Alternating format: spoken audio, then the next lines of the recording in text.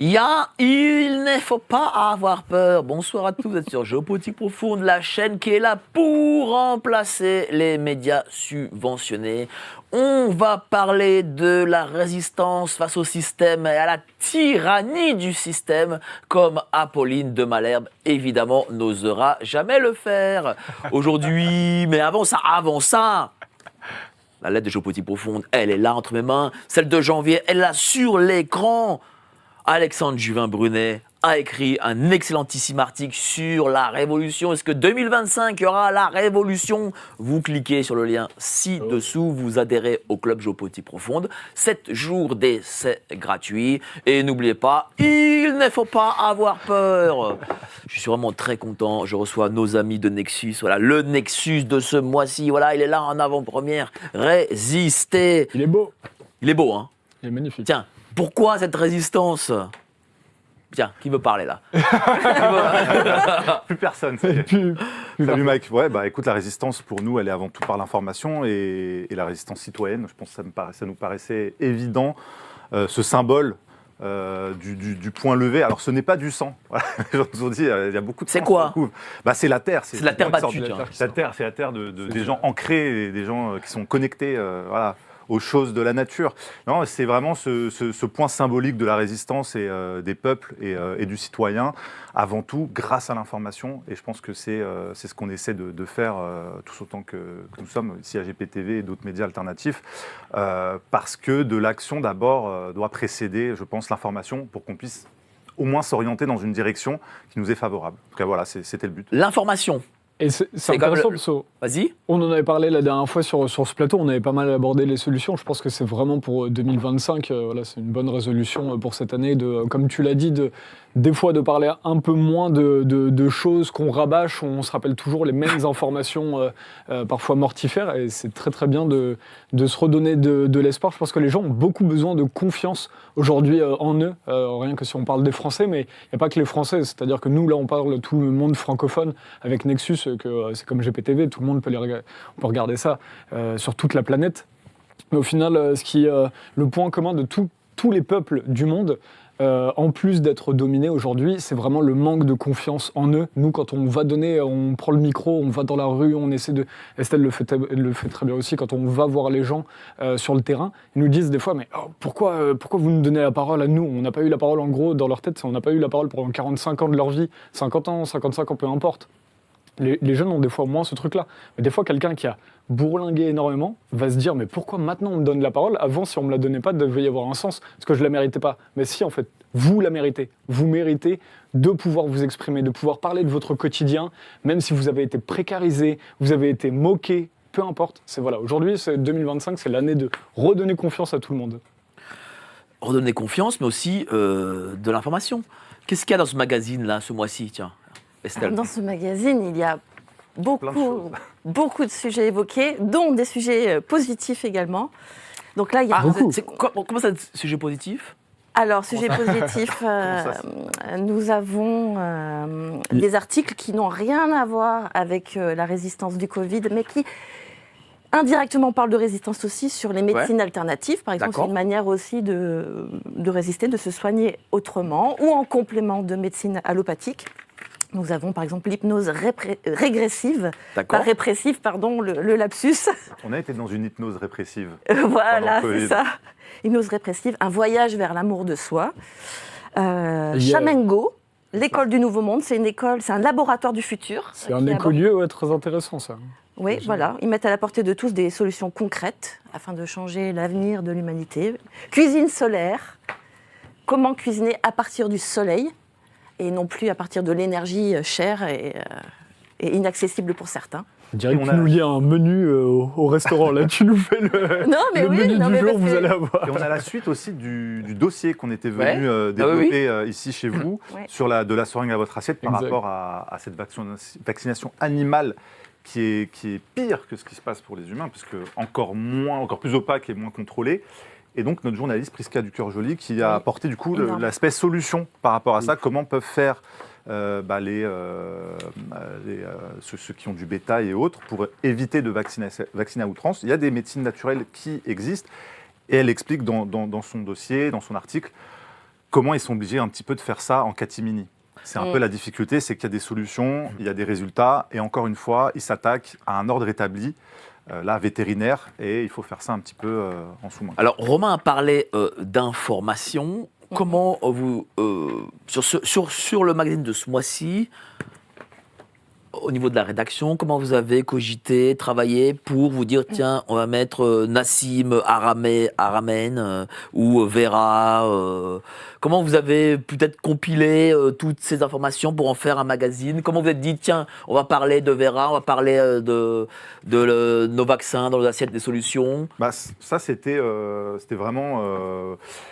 une volonté d'équilibrer par rapport au sujet qui dénonce, au sujet qui propose, donc avec la rédactrice en chef, Sylvie Gérard. On a vu que très vite, on avait des sujets qui tournaient autour du Covid. C'est vrai qu'on en a un petit peu, on le disait un peu en off avant l'émission tout à l'heure, on avait un petit peu marre du Covid. Et en même temps, on se disait au sein de la rédaction, quand on a préparé ce numéro, malheureusement, on a un devoir de se rappeler ce qui s'est passé et aussi, avec le recul maintenant, des émotions et des informations maintenant qu'on a de plus en plus précisément, de voir un petit peu quels sont les dénominateurs communs. Et il y avait ce dénominateur commun qui nous a un petit peu interpellé, cette résistance entre cette pensée scientifique qui a été complètement dogmatique et dictatoriale, une interview aussi de Jean-Dominique Michel qui nous raconte un petit peu les mécanismes à l'œuvre anthropologiquement, sociologiquement, de prise de contrôle des masses psychologiquement. Et cette dame qui est rescapée des camps, on pourrait dire que ça n'a rien à voir, Vera Sharav. Justement, parlons de Vera Sharav. Juste avant qu'on parle, si je peux juste rajouter sur ce que dit Marco, qui est très intéressant, c'est que ce magazine, ce qui est pas mal, c'est qu'il peut avoir l'ambition vraiment de rassembler deux populations aujourd'hui, notamment que ce soit en France, en Belgique, au Canada, où tu veux. C'est qu'en fait, on se rend compte qu'en France, il y a deux types de sociologie. Tu as cette population dont on a fait quand même partie, nous, dans les médias alternatifs, qui s'est intéressé au Covid, qui a essayé de comprendre, qui a suivi la chronologie, finalement, des mensonges qu'on a eus sur la gestion de la crise sanitaire. Tout n'a pas été à jeter sur la gestion de la crise sanitaire, je pense qu'il ne faut pas être extrême, mais il y a eu tellement de mensonges, et c'était important de suivre cette chronologie. Et tu as une autre partie de la population qui est tout autant manipulée par les pouvoirs publics, par les médias, qui n'a pas accès aux associations. Tu parlais des médias subventionnés, tu as des associations qui sont subventionnées, et des médias et des associations qui sont indépendantes, mais qui ne sont pas suivies par les pouvoirs publics. Et c'est en fait, tu as toute cette population, et cette population-là n'a pas toujours suivi, nous, la chronologie, ne s'est pas intéressée à ces sujets-là du Covid à l'époque. Et en fait, ce magazine, ce qui peut être bien, c'est qu'il peut rassembler ces deux parties de la population qui ont été frappées par ces politiques. Mais est-ce qu'on veut encore, tiens, chère Estelle, est-ce qu'on veut encore parler de ce sujet de crise sanitaire? On va dire le terme maintenant crise sanitaire, c'est mieux. Est-ce qu'on veut parler, c'est-à-dire est-ce que les gens, en général, même ceux qui ont manifesté, ont encore envie de se rappeler de ce qu'ils ont fait de bien ou pas bien pendant la crise sanitaire, de se rappeler ce moment-là? Je pense qu'ils en aient envie ou pas, ça se présente. C'est quand même une époque qui nous a vraiment marqués. Moi, je peux répondre en tant que journaliste. C'est vrai qu'on en a marre des fois de traiter ces sujets, parce que c'est des points qu'on rabâche depuis des années. Mais en même temps, il est important de ne pas oublier ce qui s'est passé, je crois que je l'ai déjà dit la dernière fois, pour se préparer aussi à une éventuelle, comment on pourrait dire, redite. Voilà, c'est peut-être le moment, en période d'accalmie, de faire le point sur ce qui a été bien, sur ce qui a été moins bien, et de voir comment s'organiser, que ce soit en tant que média, en créant des passerelles dès maintenant, pour se préparer. Et comment on fera à la prochaine, si elle a lieu, et j'espère que non, pandémie. Et il y a des nouvelles choses qui sortent en plus de ça, c'est-à-dire que malheureusement, il y a toujours du nouveau où on continue sans forcément creuser. On a vu la semaine dernière France Bleu qui a censuré un article du collectif AA Victime de France Bleu qui a censuré un de leurs propres articles d'une journaliste qui parlait que le collectif AA Victime avait reçu une... comment on appelait ça? C'était une reconnaissance de la pharmacovigilance et d'un médecin qu'il y avait un lien établi entre la maladie de Charcot et la vaccination. Donc ça, c'est du tout neuf. Il y a en plus eu un deuxième cas dans une autre pharmacovigilance. On ne peut pas trop en dire, parce qu'effectivement, peut-être que cette journaliste était allée trop vite en besogne, parce que le collectif ne veut pas encore donner les papiers, mais ils nous ont affirmé qu'ils ont ces papiers-là. Donc il y a encore du très chaud qui va Il y sortir. a toutes les victimes encore qui aujourd'hui Oui. subissent les effets secondaires. D'ailleurs, il y a on vient de l'apprendre, 1376 demandes d'indemnisation en France. Il y a 200 000, il y a 200 000 déjà officiellement, c'est le Figaro qui l'avait écrit d'ailleurs. Et 1376 qui ont reçu une indemnisation en moyenne 8 000 euros. Là, tu prends l'article de la dépêche Pour l'article de la dépêche dont on a parlé tout à fin, l'heure. et ça va jusqu'à fin 2023. Mais je pense qu'on a eu d'autres.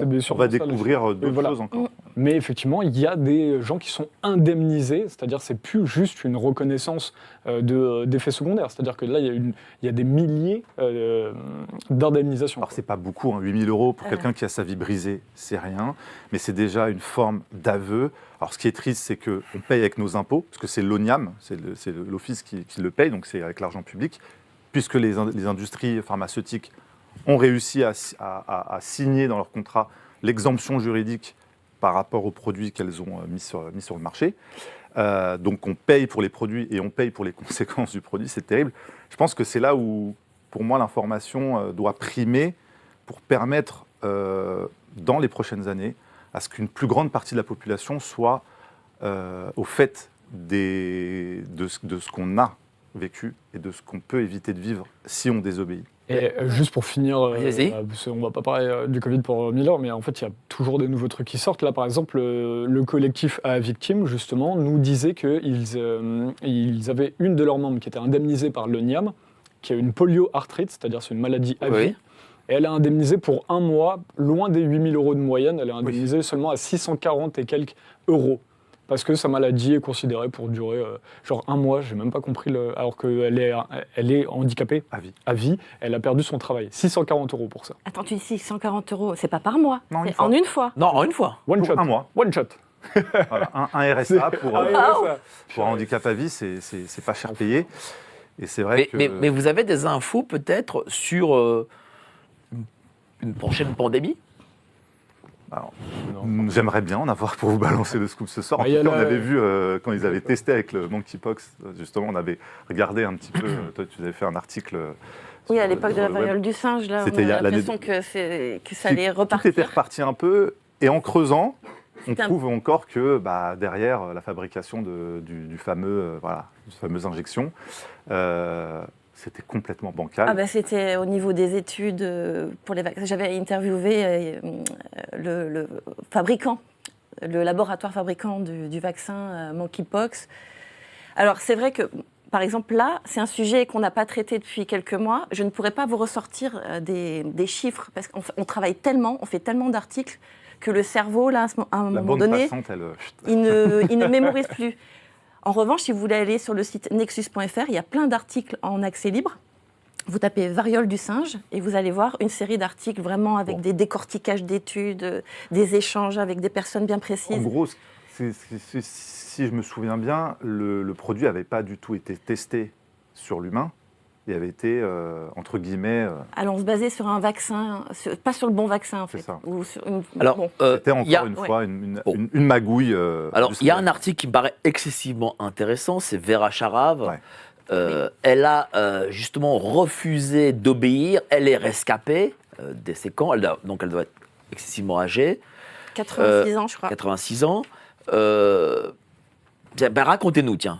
Pour ceux qui ne voient pas comme ça, c'est cette dame. On a fait vraiment un portrait dans ce numéro, rescapée des camps, qui a dénoncé l'opération de propagande et la période dictatoriale qu'on a vécue pendant cette crise, et qui a assimilé ça à ce qu'elle a pu vivre elle-même dans la période nazie. Cette privation de droit, c'est pour elle qui était le préalable à l'Holocauste, parce qu'elle dit l'Holocauste n'a pas commencé que dans les camps entre 40 et 43. Les dates sont peut-être pas exactes, mais voilà, elle dit que ça a commencé des années avant, 9 ans avant, où il y a eu des restrictions progressives de liberté individuelle, et c'est ça, elle, qui l'a choquée, c'est de retrouver des dénominateurs communs entre ces périodes, certes, toute proportion gardée, mais en tout cas, elle qui est rescapée de cette période l'a ressentie telle qu'elle, elle a diffusé une série documentaire en 2023 pour développer ça, qui s'appelle Plus jamais ça. C'est en accès libre sur Internet. Ouais. Et elle met en parallèle ces violations de droits humains perpétrées pendant la période nazie et celles commises pendant la pandémie. Et comme elle a refusé d'obéir, c'est-à-dire qu'est-ce qu'elle a fait exactement? Elle a refusé de se faire Ouais, injecter. injecté, ouais. Elle a dit non. Elle a dit non. Elle a dénoncé. Alors, elle s'est mise en avant, ce qui est un gros risque aussi, parce que elle touche à un inconscient comme ça sur des sujets très émotionnels. Elle a énormément dénoncé. Elle a créé une fondation qui s'appelle l'Alliance for Human Research Protection, qui est une ONG et qui pose la question sur l'aspect des médicaments, de la santé publique, puisqu'elle a très très vite dénoncé Big Pharma en gros, pour résumer. Son fils est décédé les suites de l'utilisation d'un médicament. Elle a estimé qu'elle n'avait pas été assez bien éclairée sur les effets secondaires de ce médicament. La clozapine, qui avait été prescrite pour un trouble schizo-affectif de son fils. Et on lui avait assuré que c'était sûr et efficace. Le médicament l'a emporté. Ouais. Donc ça a été aussi un déclic. Est-ce que ça veut dire qu'en fait, la résistance, cher Romain, commence par le non? Forcément, oui. C'est tout, c'est ta question. Par le non, déjà par l'interrogation, déjà par le doute. Oui, parce que la remise en question de ce qu'on vous dit. L'émission, c'est comment résister face au système. Non, et est-ce qu'on résiste déjà face au système juste en disant, voilà, en ne réfléchissant déjà, et en disant non? C'est intéressant ta question, je rigolais. Mais en fait, ce qui est intéressant avec le non, c'est pas forcément le non. En fait, il faut commencer juste par... La grande difficulté, c'est que les gens n'ont pas de temps dans leur journée. Et en fait, il faut pouvoir prendre le temps aujourd'hui. Parce que ce qu'on vit a tellement été mis en place de manière... Le citoyen aujourd'hui est cadenassé de partout. On en parlait avec Estelle, hors caméra tout à l'heure au bureau. On parlait de comment, pour avoir ton salaire, tu es obligé d'avoir un compte en banque, tu es obligé d'être vacciné 15 vaccins dès que tu as 2 mois. On est contrôlé de partout. C'était ça que tu me disais tout à l'heure. Si on fait un point aujourd'hui où on fait à quel point tu es surveillé sur le numérique, sur les technologies. Donc en fait, il faut que les gens puissent prendre le temps juste d'essayer de comprendre. Moi, au début, je croyais que tout allait bien dans le système et que moi, je comprenais pas tout. Et en fait, quand tu prends le temps de pouvoir comprendre à quel point l'économie a été complexifiée juste pour la rendre inaccessible, finalement, à la population, quand tu comprends comment l'histoire est manipulée pour dire... En fait, dans l'histoire, on voit qu'il y a des complots partout, mais dans le présent, non, il n'y a aucun complot. Exactement. Je veux dire, en fait, il y a tellement de trucs comme ça, donc en fait, il faut que les gens puissent prendre le temps. C'est aujourd'hui, les gens ne peuvent pas, quand ils ont en plus des enfants derrière leur travail, 1h15 de transport en France pour aller au boulot, pour aller 1h15 pour revenir. Comment tu veux faire? Alors le truc simple à prendre, c'est il y a 9 millions de personnes, 10 millions de personnes qui vivent sous le seuil de pauvreté en France. Ça devrait mettre tout le monde d'accord. C'est pas possible que dans un pays comme ça, et Robert Bourgi a montré a montré la mainmise que peuvent avoir les pays riches occidentaux sur d'autres pays. Donc en fait, aujourd'hui, tous les peuples devraient arriver à se mettre ensemble, à se mettre en commun. Et quand on est passé par le non, quand on est passé par cette compréhension, déjà, j'ai un ami qui entretient un blog et qui me disait cette semaine, qui écrivait dedans, mais en fait, les téléphones qu'on nous a dit progrès, qui est une science, aujourd'hui, tout le monde a le nez dans son téléphone. Tarantino, le réalisateur, dit on interdit les téléphones et les gens se remettent à parler. Mais c'est tout con, mais aujourd'hui, c'est la base, c'est remettez-vous à parler, remettez-vous à faire les plus petites actions qu'il y a avec vos voisins, et de fil en aiguille, on va arriver à quelque chose. Mais c'est dur quand on est autant obligé de... Oui, regardez, là, on est sur ce plateau, nos 4 téléphones sont sur le plateau, posés là. mais bon... Tous connectés. Voilà, tous connectés. Donc... Donc oui, je comprends, et tu as totalement... Moi, j'ai essayé de suivre le chat, mais en fait, je le trouve pas là-dessus. Il faut de moins en moins avoir le nez rivé sur le téléphone, et moi-même, j'essaie de faire des efforts, et j'arrive plus ou moins. Mais est-ce que les gens vont nous écouter si on leur dit ça? Je sais pas. Moi, je dirais revenir déjà à une revue papier. C'est bien, vous en avez une. On en Parce que a dans une. les transports en Là. commun, justement, moi, c'est là que j'ai lu beaucoup quand je me faisais des allers-retours de 1h30 le matin, 1h30 le soir. Très bien. C'est en lisant, en surlignant, d'ailleurs, comme j'ai toujours surligné comme ça, que c'est pendant des voyages que j'ai eu des déclics de conscience aussi, en lisant dans le RER. Oui, il y a rien de chose Quand dans on le n'est pas téléphone. serré comme des sardines. Donc, c'est pas seulement une question, même C'est-à-dire que- pas c'est-à-dire seulement quoi une question de revenus, c'est une Mais question d'envie. Est-ce qu'on a envie d'aller au-delà de ce qu'on nous Mais raconte? Ce que vous voulez dire, c'est que en fait, la société moderne est construite de telle manière que on a obligé les gens, parce que l'inconfort, parce que le temps, tout ça, etc., à ne pas réfléchir, c'est ça? Non, justement, je me dis que si on en a envie, on en a la possibilité. Dans des transports en commun, le soir, alors c'est vrai que le soir on est parfois fatigué, mais au lieu de regarder seulement une série, alors peut-être un compromis, regarder un épisode d'une série, puis à côté de ça, une vidéo un peu plus poussée.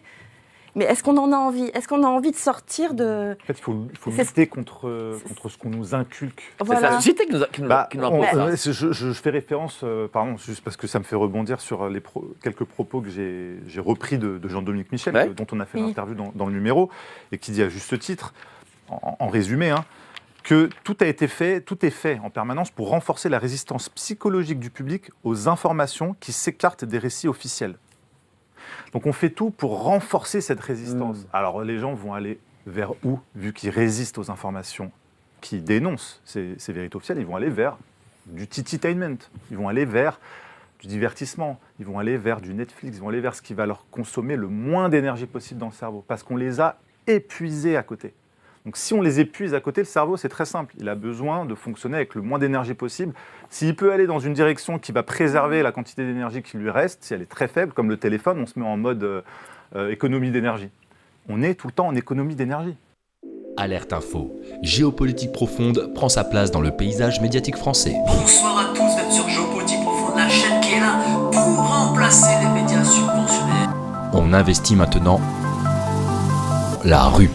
Et on veut vous entendre. Le gouvernement de M. Macron nous a obligés et nous a enfermés chez nous. Mais on a besoin de votre soutien. Alors cliquez sur le bouton j'aime pour nous soutenir.